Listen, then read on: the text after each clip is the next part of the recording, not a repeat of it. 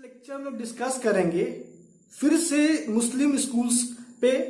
और इस लेक्चर में बेसिकली हम लोग डिस्कस कर रहे हैं सैफी स्कूल पे, क्योंकि ये सीरीज है और ये कंटिन्यू हम लोग सीरीज को लेके आ रहे हैं। तो इस लेक्चर में हम लोग बेसिक इंपॉर्टेंट पॉइंट जानेंगे सैफी स्कूल को लेके।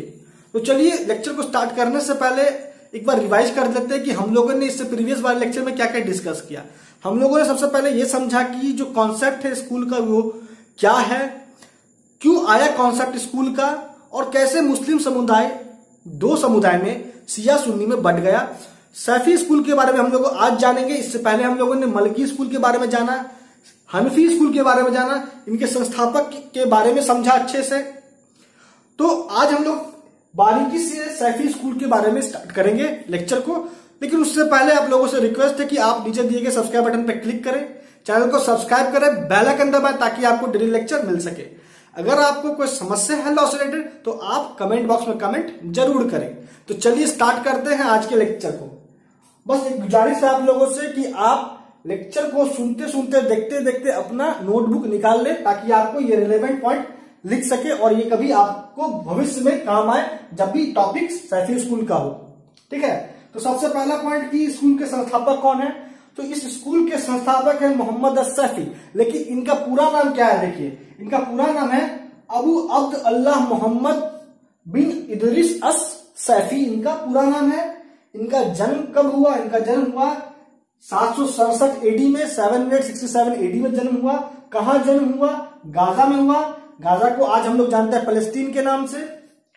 जब इनका जन्म हुआ ये इनके 2 वर्ष की अवस्था में ही इनके पिता का देहांत हो गया।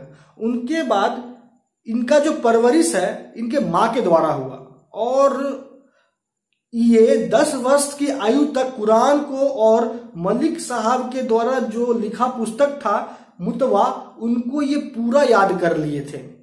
उन्होंने शुरुआती शिक्षा हदीस और फिक्र के संबंध में प्राप्त करी है। किनसे? खलीद जिंजी से। खलीद जिंजी साहब से इन्होंने शुरुआती शिक्षा हदीस और फिक्र के संबंध में प्राप्त करी। यहाँ हदीस का मतलब क्या? हदीस का मतलब यह होता है जो प्रोफेट साहब ने करा, जो प्रोफेट साहब ने किया, या जिस बात को करने की अनुमति उन्होंने दी, उनका जब ये सभी बातों का जब नरेशन हुआ उसी को हम लोग का, नरेशन का मतलब इंटरप्रिटेशन हुआ, तो उसको हम लोग कहते हैं हदीस। ठीक है, और उसका फिक्र क्या होता है, तो ये इस्लामिक जुरिस्प्रूडेंस को हम लोग कहते हैं फिक्र। ठीक है, और फिक्र के फादर के नाम से भी सैफी साहब जाने जाते हैं। तो शुरुआती शिक्षा हदीस और फिक्र के संदर्भ में इन्होंने खालिद जिंजी साहब से प्राप्त करी। उसके बाद जब इनका अवस्था 20 वर्ष का हुआ तो ये चले गए मक्का से मदीना फिक्र के स्टडी के लिए। किनके पास चले गए, तो मलिक साहब के पास चले गए। ठीक है, उन्होंने मलिक साहब से वहां पे मदीना में जाके फिक्र के संबंध में और जानकारी इकट्ठा करी।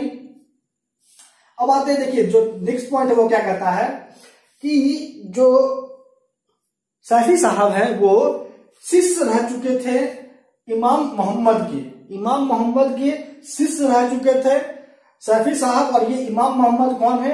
ये इमाम मोहम्मद बहुत सारे शिष्यों में एक शिष्य था। किसका?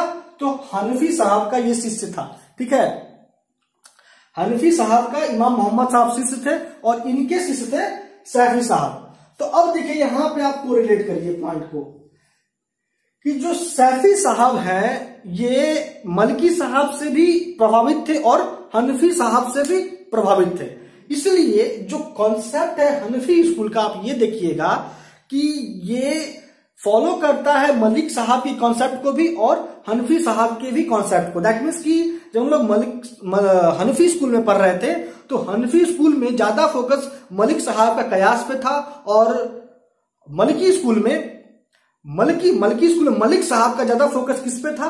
सुन्ना पे था, है ना, मदीना के लोगों के ट्रेडिशन पे था मलिक साहब का फोकस, और हनफी साहब का फोकस था कयास पे, एनालॉजिकल डिडक्शन पे। तो यहाँ पे जो सैफी साहब है ये दोनों को लेके चल रहे हैं। ठीक है, ये दोनों के सिद्धांत को फॉलो करते हुए अपना एक सिद्धांत इजाद किए। अब तो देखिए क्या कहना है इनका।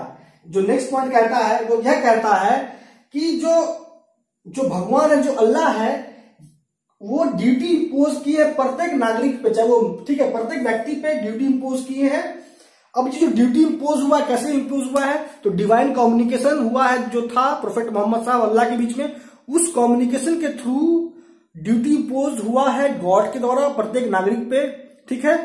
और उसके बाद प्रोफेट मोहम्मद साहब ने जो भी कुछ कहा किया करने की अनुमति दी, दैट मीन्स प्रोफेट मोहम्मद साहब का जो सुन्ना है, जो हदीस है, वो भी ड्यूटी इंपोज करता है प्रत्येक नागरिक पे। दैट मीन्स कि प्रोफेट मोहम्मद साहब ने जो कहा किया करने की अनुमति दी, कुरान में जिन बातों का जिक्र किया गया है, ये सभी बातों से हर एक नागरिक मुस्लिम बाध्य है उसको फॉलो करने के लिए, है ना। समझ में आ गया नेक्स्ट पॉइंट। अब आइए अगला पॉइंट देखते हैं कि ये जो है सपोर्टर थे इजमा के, ठीक है। ये क्या है, स्ट्रांगली बिलीव करते थे इजमा। इजमा क्या होता है, तो कंसेंसस ऑफ ओपिनियन। यहां पे इजमा पे ये जो बिलीव करते थे कि इजमा जो है रिसेंट डे में एक मॉडर्न कंसेप्ट है और ये मोस्टली एक्सेप्टेबल है हर टाइम के लिए। जैसे कहने का यह मतलब हुआ कि जैसे जैसे समय में बदलाव आते जाएगा, अब यहां पे कंसेप्ट समझिए सैफी साहब का कि इन्होंने क्यों इजमा को ज्यादा महत्व दिया, इन्होंने क्यों मलकी साहब के कंसेप्ट को, क्यों हनफी साहब के कंसेप्ट को भी फॉलो करा, क्योंकि इनका यह मानना था कि जैसे जैसे समय बीतते जाएगा वैसे वैसे लॉ में भी बदलाव आने चाहिए, है ना। यही कंसेप्ट था इनका। अब देखिए यहां पे जिनके इजमा को ये महत्व दे रहे हैं, वो इजमा किनका होना चाहिए, तो वो उस व्यक्ति का होना चाहिए जो काफी नॉलेजेबल है, जिसको काफी नॉलेज है, जानकारी है सुन्ना के संबंध में, कुरान के संबंध में, हदीस के संबंध में, है ना। उनके इजमा को ये ज्यादा महत्व देते हैं। क्लियर। अब जो लास्ट जो पॉइंट है आज का वो क्या है, वो है कि ये पहले व्यक्ति थे जिन्होंने रेगुलरली रूल इंपोज किया कयास पे, ठीक है। कयास को लेके, एनालॉजिकल डिडक्शन को लेके शैफी साहब पहले व्यक्ति थे जिन्होंने रेगुलर रूल इंपोज किया। इसका क्या मतलब हुआ, इसका यह मतलब हुआ कि जब भी एनालॉजिकल डिडक्शन होगा, तो एनालॉजिकल डिडक्शन जब होता है तो किसका होता है, क्योंकि कयास भी क्या है, एक सोर्स है मुस्लिम लॉ का।